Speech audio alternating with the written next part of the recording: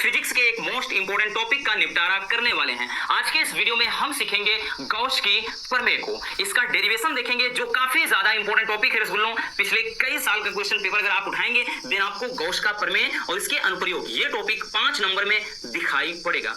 जी हाँ बिल्कुल, क्योंकि 5 नंबर में पूछा जाता है इसलिए इसको हम बिल्कुल भी इग्नोर नहीं कर सकते हैं। तो चलिए देख लेते हैं कि गॉस की प्रमेय क्या है और इसको कैसे प्रूव करते हैं। सबसे पहले गॉस की जो प्रमेय है बच्चों वो देख लेते हैं। गॉस की जो प्रमेय है वो क्या कहता है कि किसी बंद पृष्ठ से, ठीक, किसी बंद पृष्ठ से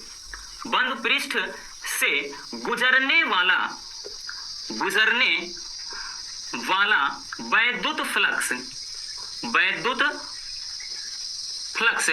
उस पृष्ठ पर लगे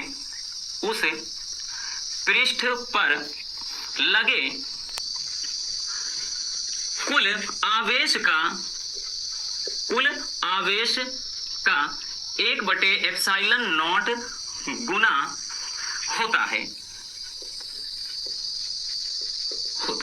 ठीक, ये होता है कथन ये इसका, ठीक है ना, कि किसी बंद पृष्ठ से गुजरने वाला जो वैद्युत फ्लक्स होगा यानी फाई ई होता है बच्चों, वो कह रहा है कि उस पृष्ठ पर लगे कुल आवेश का 1/ε0 गुना होता है। इसको थोड़ा सही से लिखेंगे तो ये हो जाएगा फाई ई बराबर, ठीक, फाई ई बराबर Q/ε0। ठीक, और इसी चीज को क्या करना है, हमें प्रूव करना है। इसी चीज को बच्चों हमें को प्रूव करना है। भाई गर्मी बहुत ज्यादा है, गर्मी को भाई देखते हुए याद आ रहा है कि सैया ने ऐसे देखा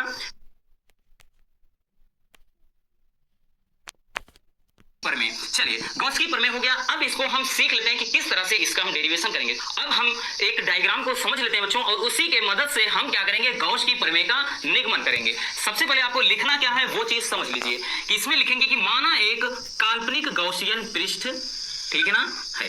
अब देखिए गॉसियन पृष्ठ किसे कहते हैं, तो वैद्युत क्षेत्र में खींचा गया काल्पनिक जो पृष्ठ होता है उसको हम बोलते हैं गॉसियन पृष्ठ। तो एक गॉसियन पृष्ठ हमने बच्चों खींच लिया है। अब लिखेंगे कि माना इसके यानी गॉसियन पृष्ठ के किसी बिंदु O, ठीक है ना, किसी बिंदु O पर हमने क्या किया है, एक प्लस Q आवेश रख दिया गया है। ठीक, अब इससे यानी इस आवेश Q से R दूरी पर इसके पृष्ठ पर यानी गॉसियन पृष्ठ पर, कहां से, R दूरी पर इसके गॉसियन पृष्ठ पर क्या है, एक बिंदु P है। ठीक, तो यहां पर हम मान लेते हैं बच्चों एक बिंदु P है। ठीक, अब इसको थोड़ा ऐसे मिला देते हैं, ये यहां गया और ये यहां गया, ठीक है ना, और ये दूरी हमने क्या माना था, ये जो दूरी है ये R है। ठीक, अब मान लेते हैं कि ये जो छोटा वाला भाग है इसका जो क्षेत्रफल है बच्चों वो क्या है, dA। भाई पूरे का क्षेत्रफल A है तो इस छोटे वाले भाग का क्षेत्रफल dA होगा। अब इस dA के द्वारा यानी छोटे वाले भाग के द्वारा बिंदु O पर यानी यहाँ पर जो बिंदु है बच्चों, इस बिंदु O पर जो अंतरित जो घन कोण होगा यानी इसके द्वारा बनाया गया जो घन कोण होगा वो dω होगा। ठीक, अब इसका जो वैद्युत क्षेत्र होगा वो वेक्टर E होगा और इसके साथ यानी dA के साथ भाई ये क्या करेगा, कोण बनाएगा। तो ये जो कोण बनाएगा बच्चों वो कोण हो जाएगा थीटा। बात समझ में आई? इतना समझ गए। अब इसी के मदद से हम क्या करेंगे, गॉस की प्रमेय का पोस्टमार्टम कर देंगे। ठीक, सबसे पहले निकालेंगे कि प्लस Q के कारण इस बिंदु पर कितना वैद्युत क्षेत्र लगेगा यानी उसकी तीव्रता कितनी होगी। तो हम लिखेंगे बच्चों प्लस Q आवेश के कारण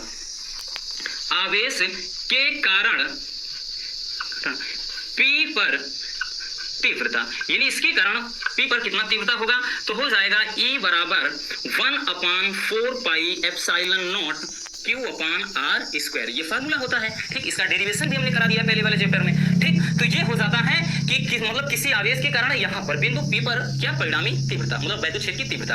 अब क्या निकालेंगे, अब हम निकालेंगे कि इस dA द्वारा बिंदु O पर बनाया गया घन कोण, ठीक है ना, तो निकालेंगे बच्चों कि dA द्वारा, dA क्या है, एक छोटा सा क्षेत्रफल है, तो dA के द्वारा बिंदु O पर बनाया गया या अंतरित, ठीक, बनाया गया घन कोण, नमस्कार, घन कोण तो घन कोण कितना हो जाएगा, ये हो जाएगा dω बराबर D A cos theta upon R square, ये फार्मूला होता है, ठीक है ना, कि किसी क्षेत्रफल यानी डी ए द्वारा यहाँ पर बिंदु ओ पर बनाया गया जो घन कोण होगा वो कितना होता है बच्चों, D A cos theta upon R square. बात समझ में आई? चलिए इतना हो गया। अब हम निकाल लेंगे कि डी ए से कितना वैद्युत फ्लक्स गुजरेगा। भाई तभी तो भाई सबसे पहले हम छोटे वाले भाग से निकालेंगे, फिर पूरे क्षेत्रफल से निकाल लेंगे, बस कहानी खत्म। तो लिखेंगे बच्चों कि लिखेंगे डी ए से गुजरने वाला, डी ए से गुजरने वाला वैद्युत फ्लक्स, वैद्युत फ्लक्स डी ए के द्वारा जो वैद्युत फ्लक्स गुजरेगा वो हो जाएगा डी फाई ई। डी लगा रहे हैं क्यों? क्योंकि सूक्ष्म भाग के लिए डी लगता है यहाँ पर, ठीक है ना। छोटा क्षेत्रफल है, डी ए लगा दिए, और छोटी दूरी होता है तो डी आर कर देते हैं। उसी तरह छोटा क्षेत्रफल हो, भाई छोटी ये जो छोटा क्षेत्रफल होगा तो वैद्युत क्षेत्र भी थोड़ा ही होगा, इसलिए डी फाई ई बराबर हो जाएगा vector E into D A, ठीक है ना। अब इसके बराबर क्या हो जाएगा, ये हो जाएगा डी फाई ई बराबर E into D A cos theta.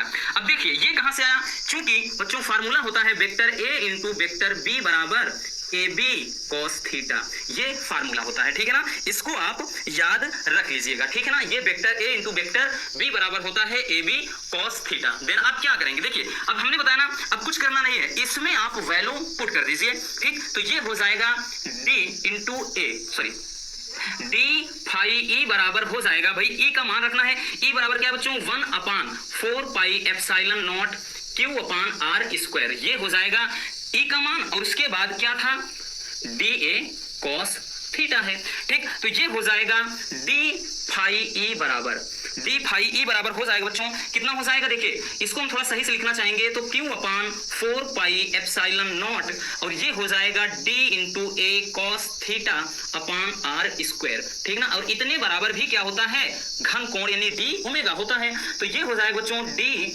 Phi E बराबर, ठीक ना, Q upon 4 pi epsilon not, इसके स्थान पर डी ओमेगा। तो ये हमने छोटे से भाग द्वारा कितना क्षेत्रफल मतलब कितना वैद्युत फ्लक्स गुजरेगा वो निकाला है। अब हम निकालेंगे कि संपूर्ण पृष्ठ से गुजरने वाला वैद्युत फ्लक्स, संपूर्ण पृष्ठ से गुजरने वाला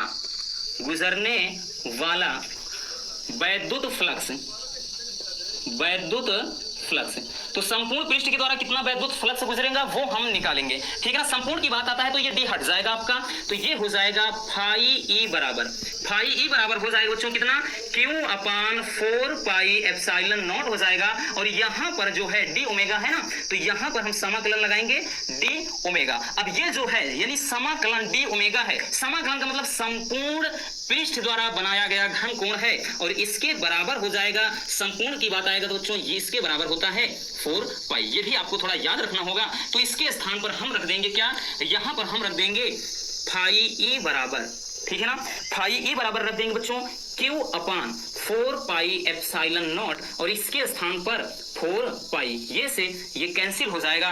देन यहाँ पर क्या बनेगा, फाई ई बराबर हो जाएगा, अब क्यों ऊपर बचा, नीचे केवल एप्सिलॉन नॉट, ठीक है ना। और यही क्या करना था रसगुल्लों, हमको प्रूव करना था भाई साहब, यही हमको सिद्ध करना था। बात समझ में आई? तो ये फाई ई बराबर Q upon epsilon naught, phi E बराबर क्यू अपॉन। वीडियो में हम सीखेंगे एक समान वैद्युत क्षेत्र में रखे द्विध्रुव पर लगने वाले बल आघूर्ण का व्यंजक।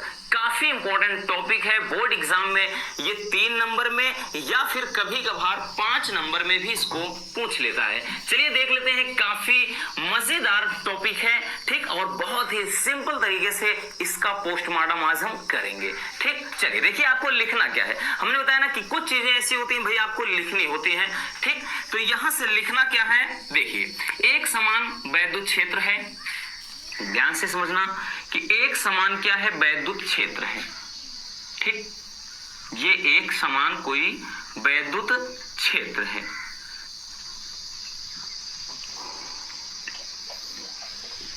ठीक। एक समान ये वैद्युत क्षेत्र है यानी ये ई है।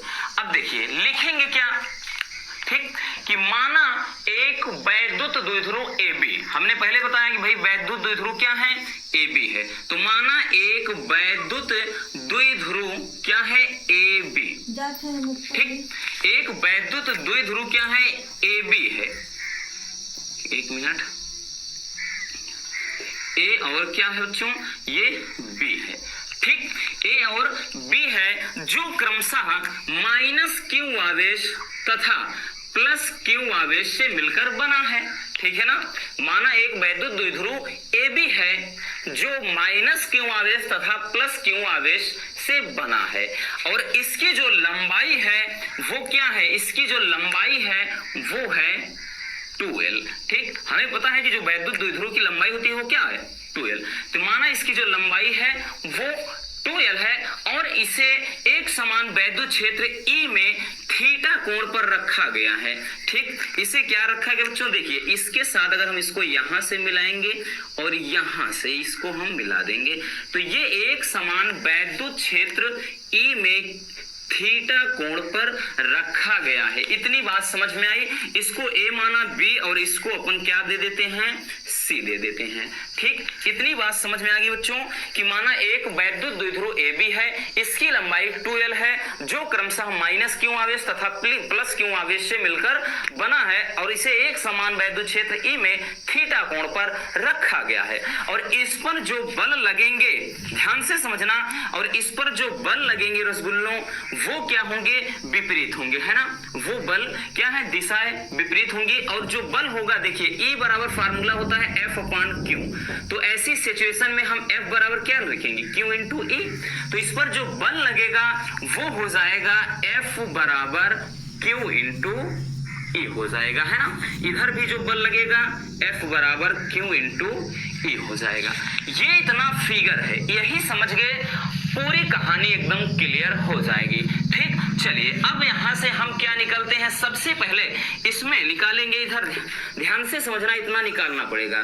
त्रिभुज ए बी सी में, त्रिभुज ए बी सी में ध्यान से समझना बच्चों, साइन थीटा, साइन थीटा बराबर क्या होता है, लंब बटे कर्ण। लंब क्या है, BC है।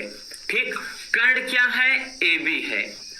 तो BC अपान AB हो गया। तो यहां से हम लिखेंगे कि साइन थीटा बराबर BC जो है वो BC ही है, और AC का मान जो है वो है 2l।